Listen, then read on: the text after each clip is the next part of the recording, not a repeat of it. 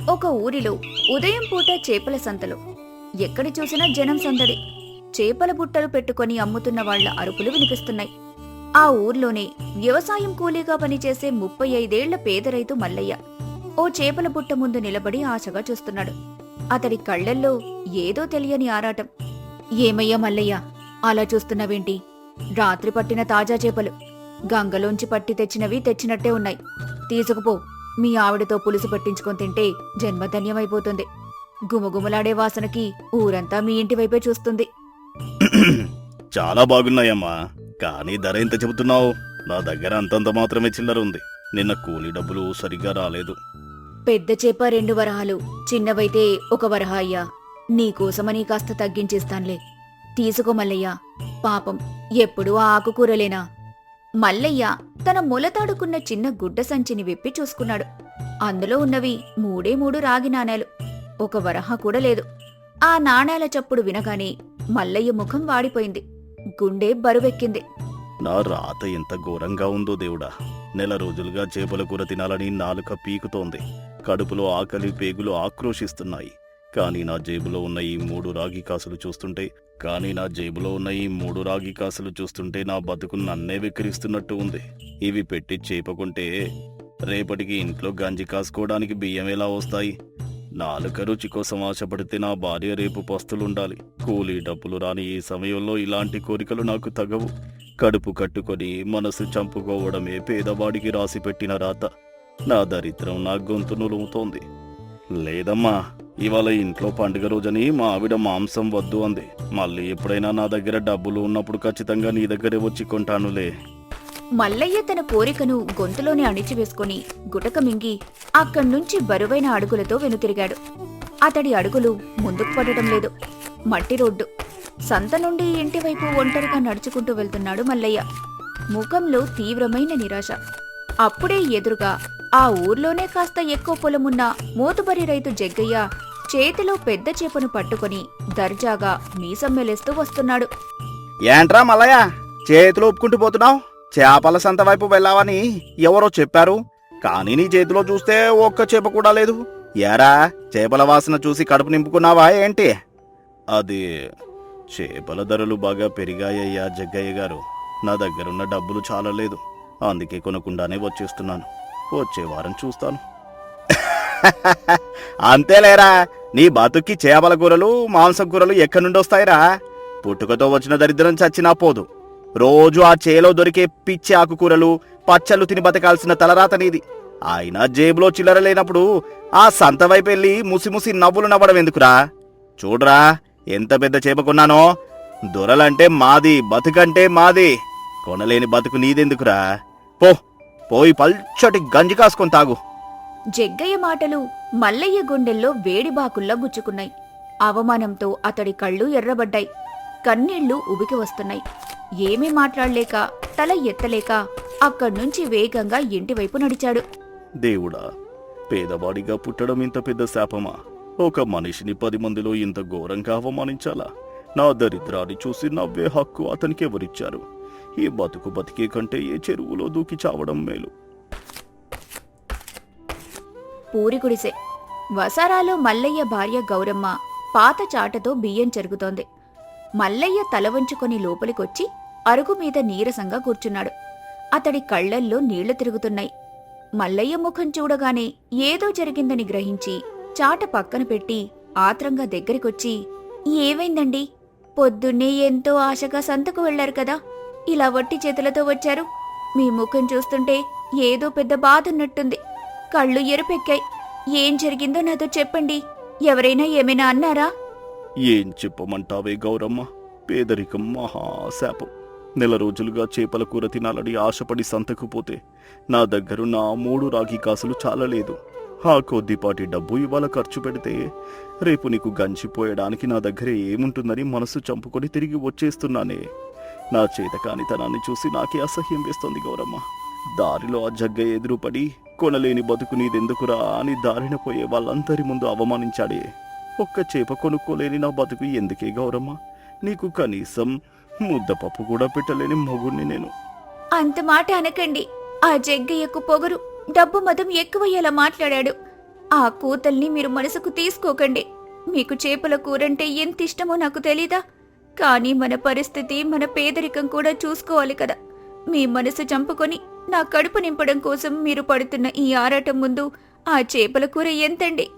మీరు నా పక్కనుంటే నాకు గంజినీళ్లు తాగినా అమృతం తాగినట్టే ఉంటుంది. ఆ డబ్బు గర్వం ఉన్నవాళ్లు మాటలు వదిలేయండి. మీరు బాధపడకండి. రేపు దేవుడు కరుణిస్తే మనము ఆనందంగా తిందాం. ఒక పూట పస్తుంటే ప్రాణాలు పోవండి. మీ ఆత్మగౌరవం కంటే నాకేదీ ఎక్కువ కాదు. గౌరమ్మ మాటలకు మల్లయ్య కాస్త కుదుటపడ్డాడు. తన కష్టం అర్థం చేసుకునే భార్య దొరికినందుకు మనసులోనే దేవుడికి దండం పెట్టుకున్నాడు. మధ్యాహ్నం సమయం. ఇంటి వాకిట్లో ఏదో అలికిడి. గుమ్మం ముందు ఒక 70 ఏళ్ల వృద్ధురాలు నిలబడి ఉంది. ఆవిడ చేతిలో ఒక చిన్న మూట, చేతికర్ర ఉన్నాయి. ఆమె మరెవరో కాదు, మల్లయ్య నాయనమ్మకు సొంత చెల్లెలు వెంకమ్మ. ఓరే మల్లయ్య, ఇంట్లో ఉన్నావురా నాయనా? గౌరమ్మ, ఏమే తల్లి, ఎక్కడున్నారు? అరే వెంకమ్మవా, నువ్వా? రావా, లోపలికి రా. ఏంటిలా అకస్మాత్తుగా వచ్చావు? ఎన్నేళ్ళయింది నిన్ను చూసి. అవ్వా, బాగున్నావా? నీ రాకతో మా ఇల్లు పావనమైందవ్వా. కూర్చో, నేను తాగటానికి కాసిని మజ్జిగ తెస్తాను. వెంకమ్మవ్వను ఆప్యాయంగా అరుగు మీద కూర్చోబెట్టారు. అవ్వను చూడగానే మల్లయ్య ముఖంలో ఆనందం వెల్లివిరిసింది. కాని ఆ పాడుపడిన గుడిసెను, ఇంట్లో ఉన్న సామాన్ను చూసి అవ్వకు వాళ్ల కష్టం అర్థమైంది. అదే క్షణంలో మల్లయ్య ఆనందం మాయమై ఒక తెలియని బాధ అతడి మనసును తొలిచేయటం మొదలుపెట్టింది. అవ్వ ఎన్నేళ్లకు మా ఇంటికి చుట్టంగా వచ్చింది. అప్పుడెప్పుడో నేను చూశాను. ఇప్పుడు ఇంటికి వచ్చిన పెద్ద మనిషికి కనీసం మంచి మాంసం కూర, చేపల కూర వండి పెట్టలేని దౌర్భాగ్య స్థితి నాది. ఏం చేయాలో దేవుడా! అవ్వకు నేను ఎలా ముఖం చూపించాలి? గౌరమ్మ ఒక పక్క నిలబడి కన్నీళ్లు పెట్టుకుంటుంది. పొయ్యి మీద కాసిన్ని నీళ్లల్లో పప్పు ఉడుకుతోంది. గౌరమ్మ ముఖంలో చెప్పలేనంత ఆవేదన. అవ్వ ఎంతో దూరం నుండి అలసిపోయొచ్చింది. వయసు పైబడిన మనిషి. అత్తయ్య లాంటి అవ్వ ఇంటికొస్తే కనీసం చుక్క నెయ్యి లేదు, వేయటానికి మంచి కూర లేదు. ఇంట్లో చూస్తే ఎండు మిరపకాయలు, ఆ కాస్త పప్పు తప్ప ఏమీ లేవు. అవ్వ ఏమనుకుంటుందో కదా, మమ్మల్ని చూసి ఎంత జాలి పడుతుందో. నా చేతకానితనానికి నాకే ఏడుపొస్తుంది. అప్పుడే వంటగదిలోకి మెల్లగా నడుచుకుంటూ వచ్చిన వెంకమ్మవ్వ గౌరమ్మ ఏడవటం చూసింది. ఏమే గౌరమ్మ, ఎందుకలా ఏడుస్తున్నావు తల్లి? నేను రావడం నీకు ఇబ్బందిగా ఉందా? అయ్యో లేదవ్వా, అలాంటిదేమీ లేదు. పొయ్యిలో పచ్చికట్టెలు పెట్టాను, ఆ పొగ కంట్లో పడింది అంతే. నా దగ్గర అబద్ధాలు చెప్పకమ్మా. నా తల నెరిసింది వయసుతో కాదు, అనుభవంతో. మీ ఇల్లు చూస్తుంటేనే మీ కష్టం నాకు అర్థమవుతుంది. నా రాక వల్ల మీరు ఏం చేయాలో పాలుపోక ఇబ్బంది పడుతున్నారని నాకు తెలుసు. మీ పేదరికం గురించి నా దగ్గర మొహమాట పడకు తల్లి. కన్నీళ్లతో వండిన పంచభక్ష పరమాన్నాల కంటే ప్రేమతో పెట్టే గంజినీళ్లు మేలమ్మా నాకు. జరిగిందేంటో చెప్పు తల్లి. అవ్వా, మా ఆయన ఇవాళ పొద్దున్నే ఎంతో ఆశగా సంతకు వెళ్లి చేపలు కొనలేక ఆ జగ్గయ్య చేతిలో ఘోరంగా అవమానపడి వచ్చాడు. గుండె పగిలి కూర్చున్నాడు. ఇప్పుడు నువ్వింటికొస్తే కనీసం నీకొక పూట మంచి భోజనం కూడా పెట్టలేకపోతున్నామన్న బాధ మమ్మల్ని కుంగదీస్తోందవ్వా. ఈ దరిద్రం మమ్మల్ని కాల్చుకు తింటోంది. పిచ్చిదానా, దీనికా ఏడుస్తున్నావు? మనిషికి ఆకలి తీరటానికి పిడికెడు అన్నముంటే చాలు. బంధాలు నిలబడటానికి ప్రేముంటే చాలు. కూరల్లో ఏముందమ్మా?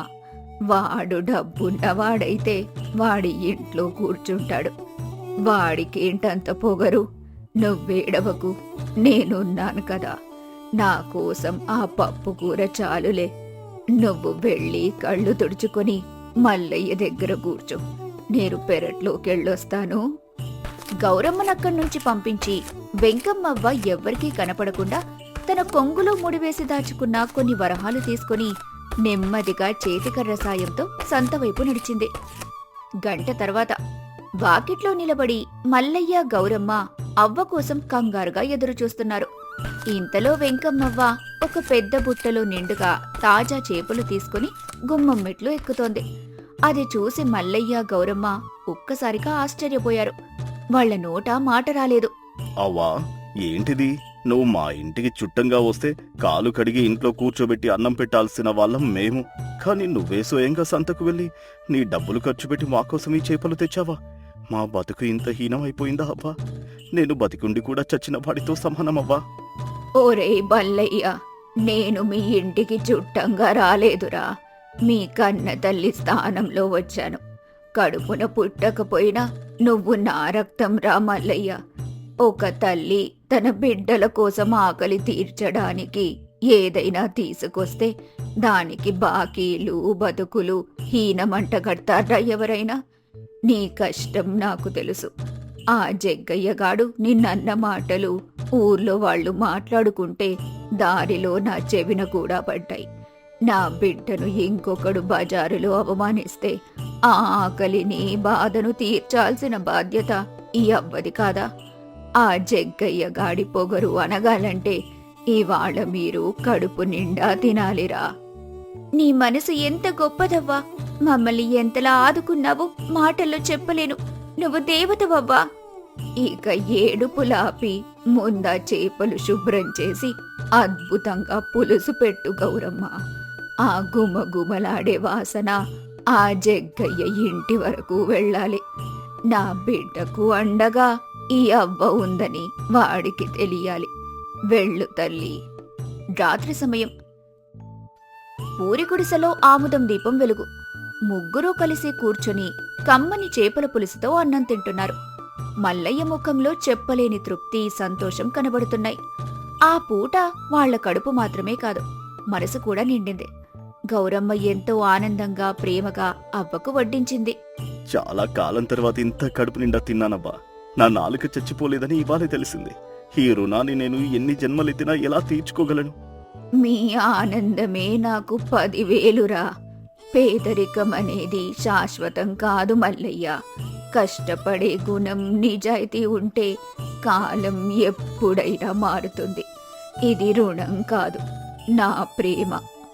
మరుసటి రోజు ఉదయం వెంకమ్మవ్వ తన ప్రయాణానికి సిద్ధమైంది. మల్లయ్య గౌరమ్మ గుమ్మం దగ్గర నిలబడి ఉన్నారు. వాతావరణం ప్రశాంతంగా ఉంది. ఓరే మల్లయ్య, ఇందులో 10 వరహాలున్నాయి. నా వయసు అయిపోతుంది. నేను ఏళ్లుగా కూడబెట్టుకున్న డబ్బు ఇది మీ దగ్గరే ఉంచుకోండి.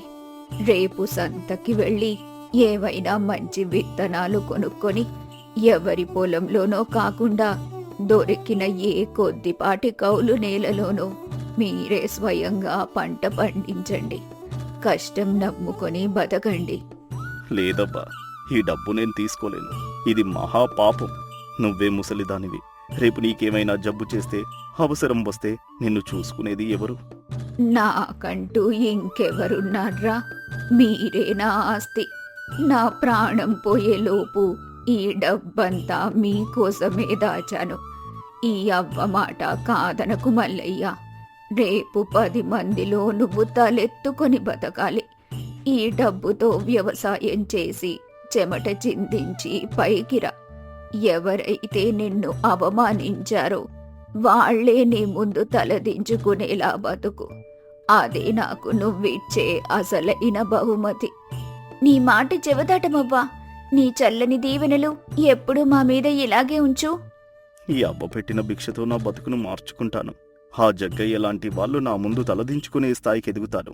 నా భార్య కళ్ళల్లో ఇంకెప్పుడూ కన్నీళ్లు రానివ్వను. కలకాలం చల్లగా బతకండమ్మా.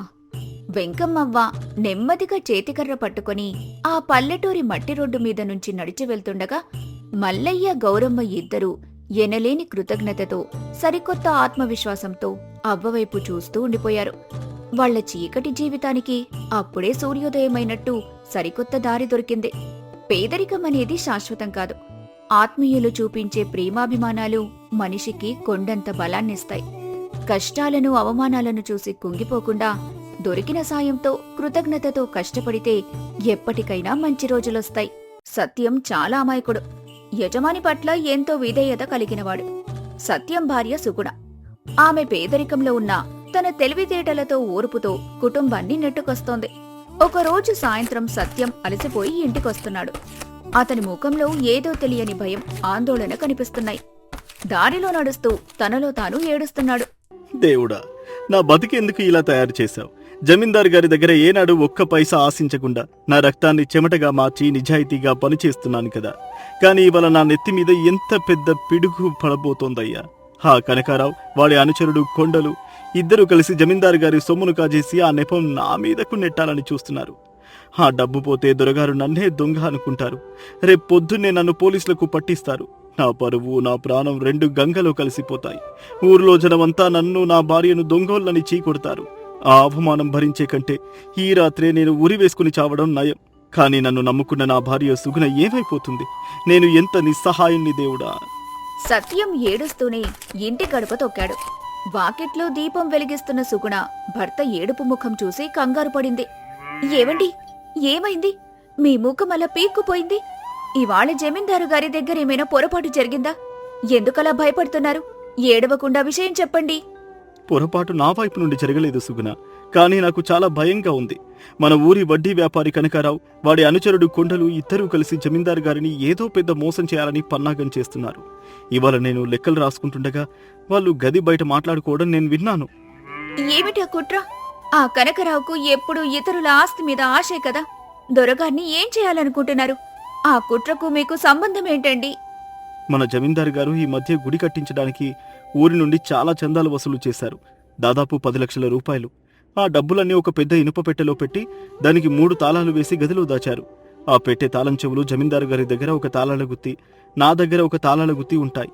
ఇవాళ రాత్రి ఆ కనకారావు కొండలు కలిసి జమీందారు గారి ఇంట్లో నిద్రమాత్రలు కలిపిన పాలిచ్చి ఆయన నిద్రపోయాక దొంగతనం చేయాలని చూస్తున్నారు. ఒకవేళ ఆ డబ్బు పోతే తాళం నా దగ్గర కూడా ఉంటుంది కాబట్టి జమీందారు గారు నన్నే దొంగ అని అనుమానిస్తారు సుగుణ. ఎందుకంటే ఆ కనకారావు దొరగారికి సొంత బంధువు. నా మాట ఆయన నమ్మడు. నా పరువు, నా ఉద్యోగం రెండూ పోతాయి. దొంగ ముద్ర పడితే మనం ఈ ఊరిలో బతకలేం. నాకేం చేయాలో పాలుపోవడం లేదు. సత్యం కన్నీళ్లు పెట్టుకుంటూ తల పట్టుకుని ఏడ్చాడు. సుగుణ కొద్దిసేపు నిశ్శబ్దంగా ఆలోచించింది. భర్త కన్నీళ్లు చూసి ఆమెకు కోపమొచ్చింది. అలాగే కళ్లల్లో ఒక రకమైన తెలివైన మెరుపు కనిపించింది. ఏవండి, మీరు భయపడకండి. నిజాయితీగా ఉన్నప్పుడు మనం ఎవ్వరికీ తల వంచాల్సిన అవసరం లేదు. ఆ కనకరావు వేసిన వలలో వాడే పడేలా నేను చేస్తాను. ఎవరు తీసుకున్న గోతిలో వారే పడతారన్న సామెతను ఇవాళ ఆ కనకరావుకి రుచి చూపిస్తాను. దొంగ ఎవరో దొరగారికి ఆధారాలతో సహా నిరూపిద్దాం. మీరు నా మాట వినండి. సుగుణ తన భర్త చెవిలో ఏదో ఒక అద్భుతమైన పథకం చెప్పింది. ఆ పథకం వినగానే సత్యం ముఖంలో కన్నీళ్లు మాయమైపోయి ఆశ్చర్యం, ధైర్యం రెండూ కనిపించాయి. ఇటుపక్క ఊరి చివర కనకరావు, కొండలు ఇద్దరూ కలుసుకున్నారు. వాళ్ల ముఖాల్లో దురాశ, కుటిలత్వం స్పష్టంగా కనిపిస్తోంది. 10 లక్షలు కొట్టేయబోతున్నామన్న ఆనందంతో వాళ్లు మురిసిపోతూ ఉన్నారు. ఒరే కొండలో, ఆ జమీందారు జగన్నాథంగాడు మరీ అమాయకుడురా. గుడి పేరు చెప్పి ఊరంతా 10 లక్షల రూపాయలు వసూలు చేశాడు. ఆ డబ్బు ఈ రాత్రికి మన చేతికి చిక్కాలి.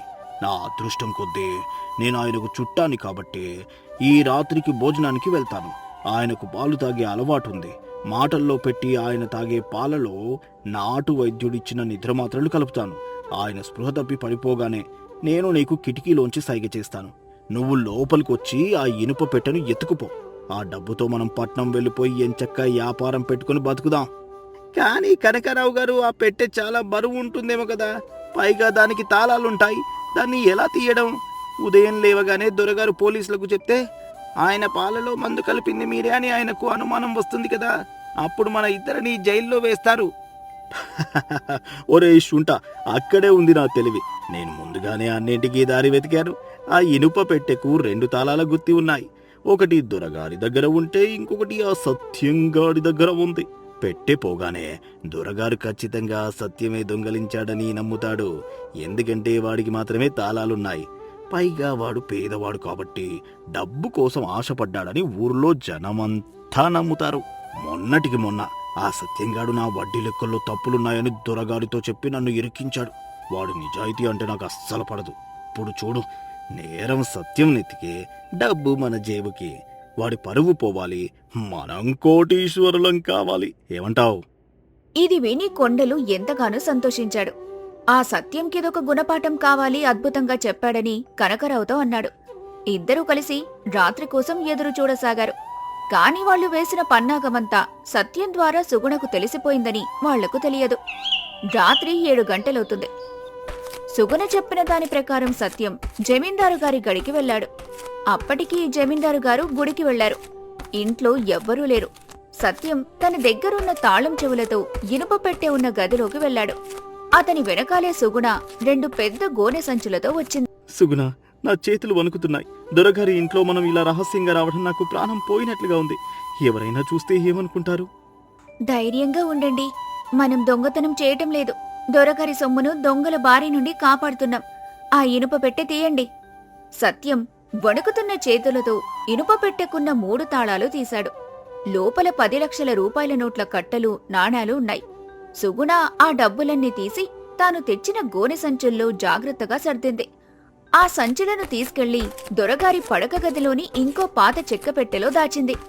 ఏవండి, ఆ కిటికీ బయటున్న ఆ ఎర్ర ఇటుకరాళ్లు, పాత కంకర్రాళ్లన్నీ ఈ పెట్టెలో వేయండి. సత్యం, సుగుణ ఇద్దరూ కలిసి బరువైన రాళ్లను, ఇటుకలను ఆ ఇనుప పెట్టె నిండా పేర్చారు. పెట్టె మూత వేసి దానికి మళ్లీ జాగ్రత్తగా తాళాలు వేశారు. ఇప్పుడు చూడండి, ఈ ఇనుప పెట్టె బరువు చూసి ఆ దొంగలు ఇది డబ్బుల పెట్టె అనుకుని ఎత్తుకుపోతారు. మనం వాళ్లకు దొరక్కుండా వెళ్లి చెట్ల చాటున దాక్కుందాం. ఇద్దరూ వెళ్లి జమీందారు గారి గడి వెనుక బాగానున్న చెట్ల పొదల్లో దాక్కున్నారు.